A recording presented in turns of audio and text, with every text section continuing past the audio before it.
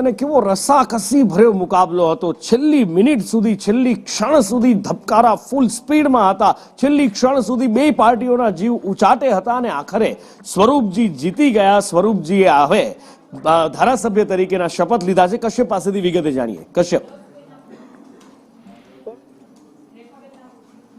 સ્વરૂપજી ઠાકોર 7 વર્ષ પછી જીત તેણે વાવ વિધાનસભા ઉપર મેળવી છે। મહત્વનું છે કે ભારે રસાકસી બાદ તેને જીત મળી હતી ને આજે અધ્યક્ષ શંકર ચૌધરી છે તેની ચેમ્બરમાં મંત્રીઓની હાજરીમાં તેણે ધારાસભ્ય તરીકેના શપથ છે તે તેણે મેળવ્યા હતા। મહત્વનું છે કે ગત 23 તારીખે આ પરિણામ આવ્યું હતું અને હવે આજે લગભગ 15 દિવસ બાદ તેણે ધારાસભ્ય તરીકે શપથ જે છે તે લીધા છે।